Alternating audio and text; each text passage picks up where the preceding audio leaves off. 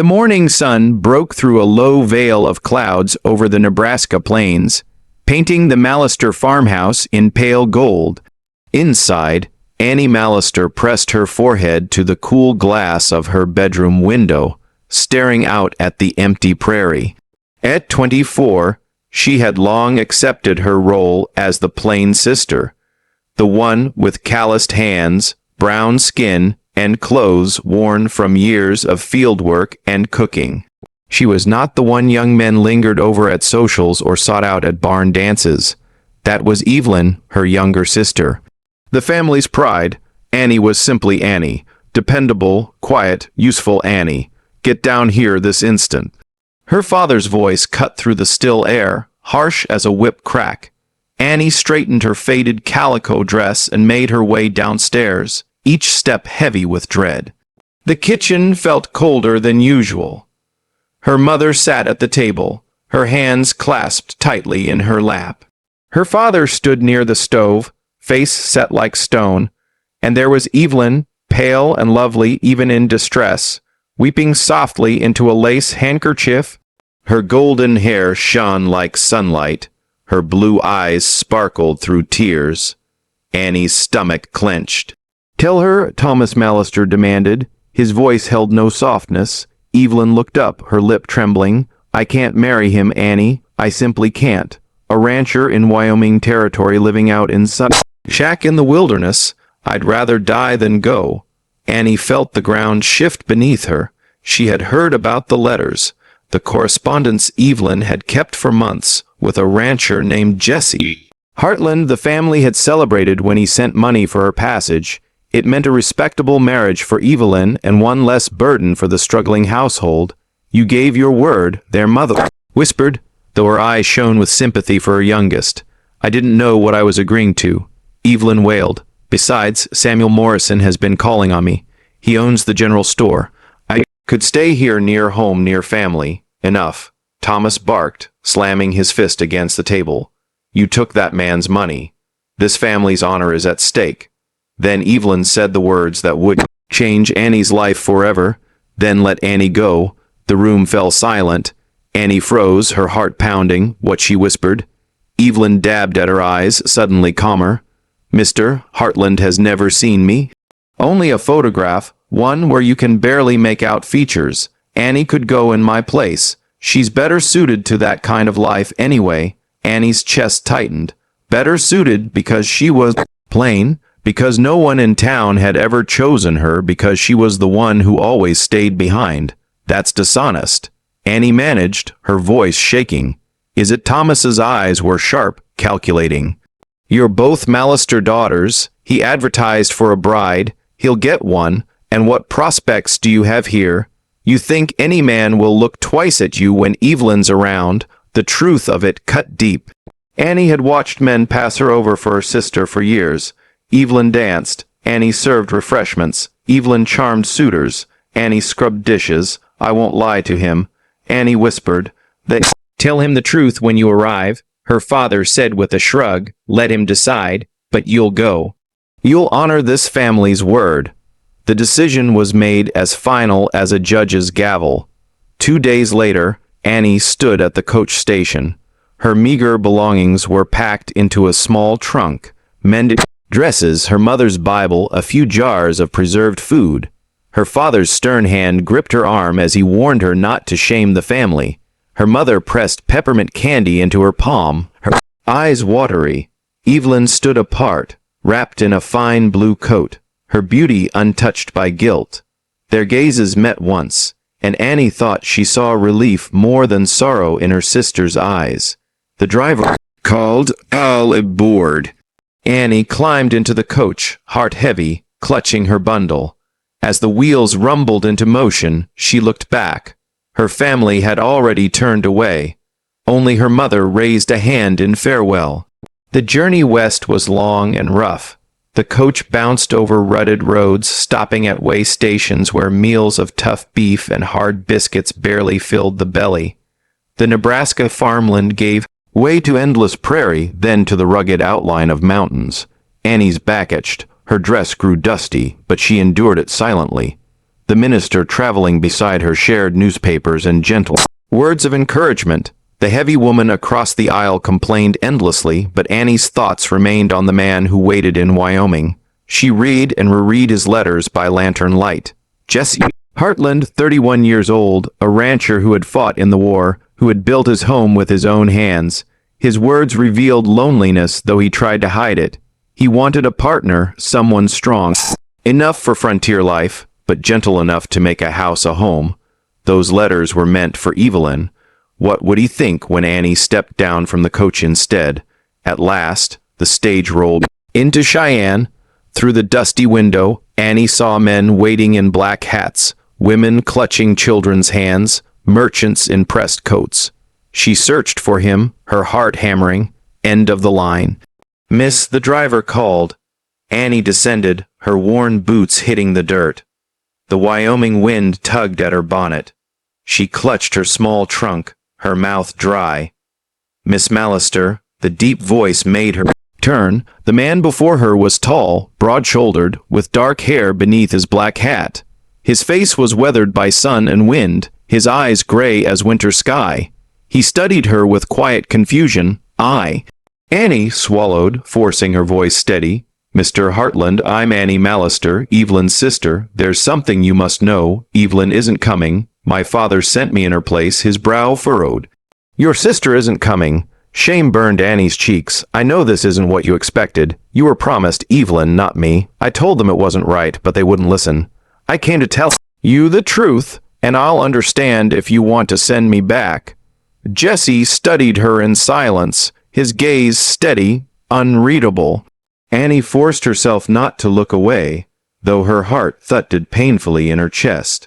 At last, he said quietly, "You traveled 5 days alone." "Yes, through half-wild country to marry a man you'd never met. I came to honor my family's word and to let you choose." Something shifted in his expression. A flicker of respect, perhaps, though his voice remained flat.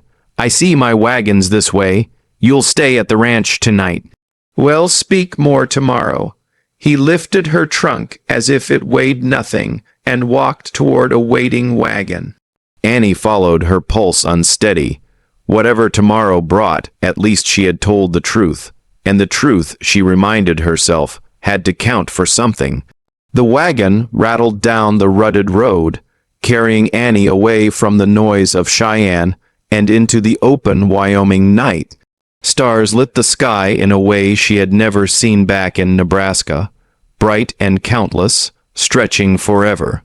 Beside her, Jesse Hartland held the reins with practiced ease, silent, except for the occasional click to guide the horses. Annie clutched her shawl tighter. The silence between them felt heavier than the night itself. She wanted to speak, to explain, to ask what he thought, but every word lodged in her throat. "How old are you?" Jesse asked suddenly. His voice was deep, direct. 24. Annie answered softly. "Why aren't you married?" The bluntness stung, but Annie kept her chin high. "Because men don't look at me when my sister is in the room." Jesse was quiet for a moment, his gray eyes fixed on the dark road ahead. "But you still came." "I came to tell you the truth," Annie replied, "and to let you decide." No answer came, only the creak of the wagon wheels and the steady rhythm of the horses. But Annie thought she saw his jaw tighten, as if her words had struck something inside him. By the time they reached the ranch, the moon was high. Annie's breath caught at the sight. The house stood 2 stories tall, sturdy and square, its windows glowing with lamplight.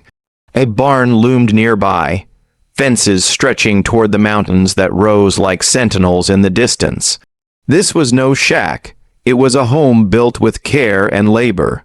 Jesse helped her down from the wagon, his touch firm but impersonal. "I'll bring in your trunk," he said. "The guest room is upstairs." Quote, inside the house was plain but well kept. A stone fireplace, wooden furniture, everything neat and ordered. Annie's eyes fell on the rocking chair by the window, the Bible on the small table, the absence of any woman's touch. In the kitchen, Jesse ladled out stew from a pot kept warm on the stove. "Eat," he said simply. Annie obeyed, the rich flavor surprising her after days of hard biscuits. Jesse sat across from her watching. "Can you cook?" he asked. "Yes, keep house tend. I was raised on a farm," Annie answered. "Steady, now I can do all of it." Jesse studied her for a long moment.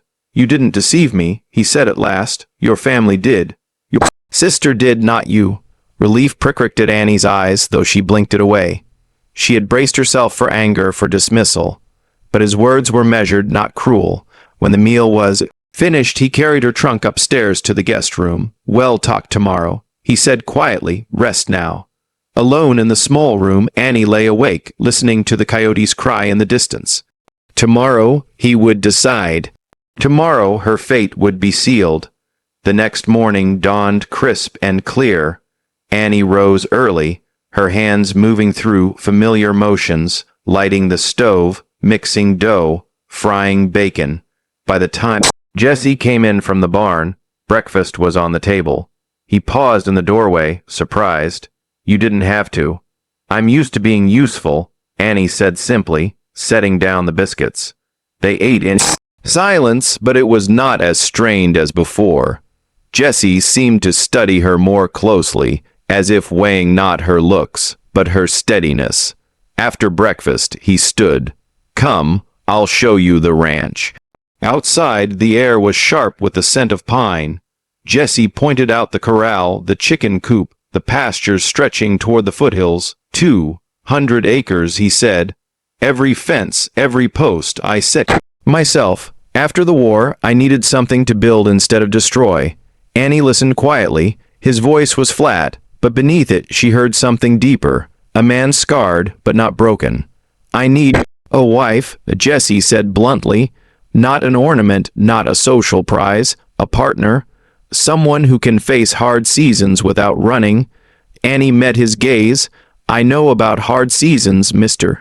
Hartland. I know what it is to be unseen, to be second to someone else. I don't want fancy things. I want a place where I belong."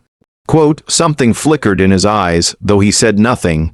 Just then, a rider approached, a young man with sandy hair and an easy grin. He pulled up his horse and tipped his hat. "Morning, Jesse." "Morning, miss. Name's Jonah Cooper. Pleased to meet you." "Miss Mallister," Jesse said. Jonah's smile widened as he looked at Annie. "Welcome to Wyoming territory, Jesse." "Here's a lucky man." Heat rushed to Annie's cheeks at the open admiration in his voice. She couldn't remember the last time a man had looked at her that way. Jonah turned back to Jesse fences down in the north pasture again. Those Thompson steers broke through. Jesse's jaw tightened. "We'll go fix it." He glanced at Annie. "We'll be back by midday." As the two men rode off, Annie stood in the yard, her heart pounding. Jonah's look had unsettled her, but more than that was the way Jesse had noticed it. The faint tightening of his jaw, the watchful gray eyes. She turned to the house, determined to make herself useful. Dust rose as she beat the parlor rug. She opened windows to let in the fresh air. By the time Jesse returned, the house felt brighter, less lonely. Near sunset, another visitor came. A stout woman with graying hair and sharp eyes. Hattie Rose Fletcher. She introduced herself, climbing down from her wagon. "Your nearest neighbor. Thought I'd see if Jesse finally got himself a wife." Annie smiled faintly. "Not yet." "It's complicated." Hattie Rose studied her a moment, then nodded. "Well, honey, everything about Jesse Hartland is complicated. But I'll tell you this, pretty wouldn't last a week out here. What you've got, I can see it in you. That's staying power." Her words warmed Annie more than she could say. When Jesse came back near dark, he found Annie in the garden, sleeves rolled up, coaxing life from neglected plants. Without a word, he took the bucket from her hands. Together, they watered the tomatoes as the sky turned pink and gold. Later, Jonah joined them for supper, filling the table with laughter and stories. He praised Annie's cooking. complemented the flowers she had set in a jar. Jesse grew quieter, his gray eyes moving between Annie and Jonah.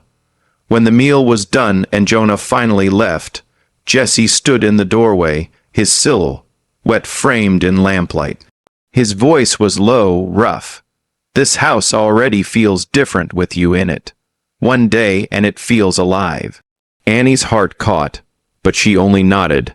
"Houses need tending like gardens." "Yes," Jesse said, "they do." The silence stretched between them, not empty but full of something unnamed, something growing. "Wait, before we move on, what do you think about the story so far? Drop your thoughts in the comments. I'm really curious to know." The day slipped into weeks, each one carrying Annie deeper into the rhythm of ranch life. She rose at dawn, cooked hearty meals, tended the garden, mended shirts and harnesses, and kept the house bright. Jesse worked from sun up to sundown, fixing fences, driving cattle, planning for winter. They moved around each other at first, like strangers, learning the steps of a new dance. But slowly, their movements began to fall in time. One evening, while cleaning the desk in the parlor, Annie tugged at a stuck drawer. It gave suddenly, spilling out a bundle of papers tied with string. She gathered them up, meaning to tuck them back, but her eyes caught on the words. Evelyn's name, drafts of letters, Jesse's handwriting, less steady than the ones her sister had received. Annie's breath hitched. "Dear Miss Mallister," one began, "I am not good with words.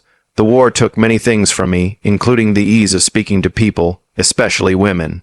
But I will try to tell you true." Annie read on her heart tightening. These letters were raw, unpolished. Jesse had written of nightmares, of loneliness, of land that demanded everything and gave little back. Yet between the lines was hope, a yearning for someone to share his burdens, his silences, his small victories. This was not the man Evelyn had mocked as some backwoods rancher. This was a man who bared his soul, if only on paper. "What are you doing?" Jesse's voice made her jump. He stood in the doorway, eyes shadowed, watching her with unreadable intensity. Annie fumbled with the pages. "I found them when the drawer stuck. I shouldn't have read them." He crossed the room in 3 strides, taking the papers. Annie braced herself for anger, but instead Jesse only stared at the letters, his expression strangely vulnerable. "These were the drafts. I never sent them. Thought I sounded a fool." "You didn't," Annie whispered. "You sounded honest." For a long moment, Jesse's gray eyes held hers.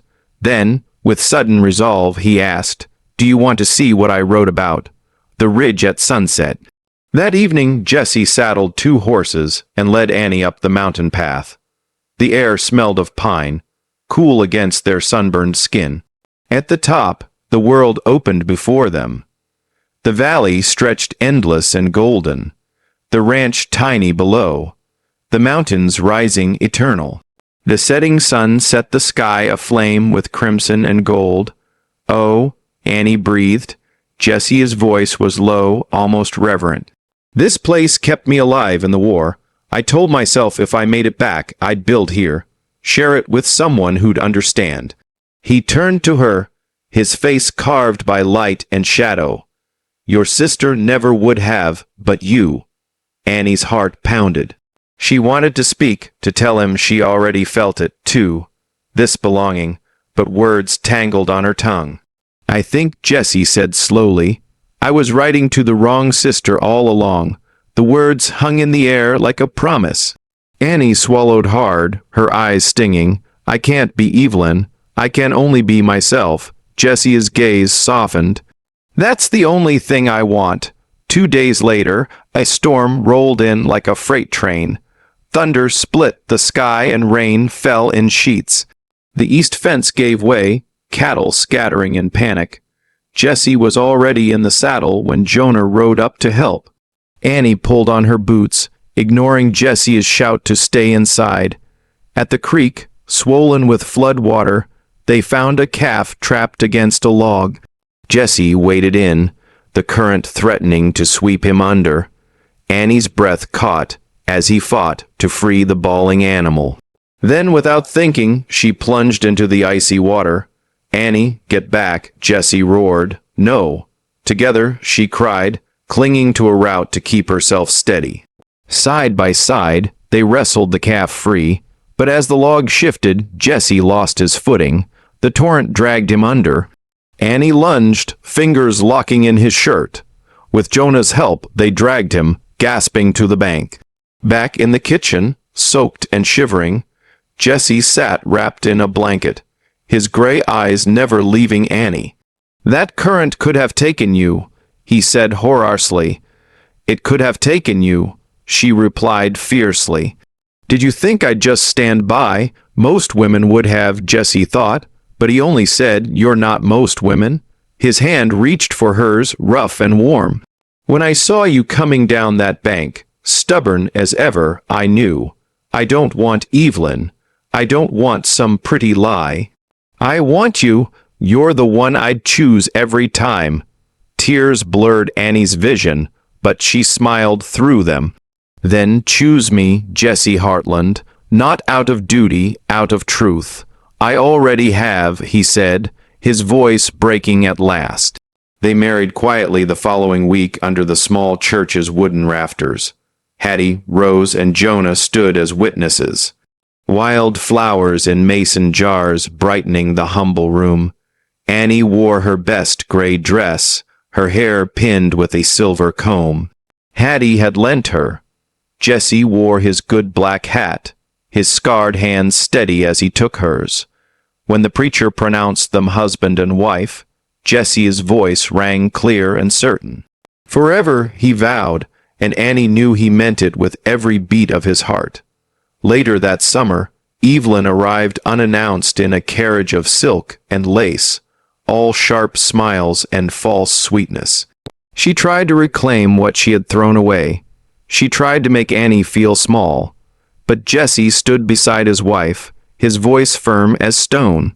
"I don't regret a thing," he told Evelyn, "because what I have is real. Annie is my true choice, my only choice." Evelyn's beauty faded in that moment, her words powerless against the truth shining between them. She left in anger, but Annie only watched her go with calm resolve. "I wouldn't trade places with her for all the silk dresses in the world," Annie whispered to Jesse when they were alone. "And I wouldn't trade you for all the beauty in the world," he answered. The drought came, testing them with dust and hunger, but they faced it side by side. Gossip from town tried to belittle Annie, but Jesse silenced it with fierce loyalty. Each hardship only proved what they had already learned, that strength and love are forged not in easy days, but in storms weathered together. One evening, as they sat on the porch, watching the stars rise over their hard, beautiful land, Jesse took her hand. His voice was quiet but certain. "You were never second choice, Annie. You were destiny." Annie squeezed his hand, her heart full forever, she whispered. And under the vast Wyoming sky, they knew that no matter what trials came, they had already won the truest prize, the choice to walk through this life together, hand in hand, never again, second best.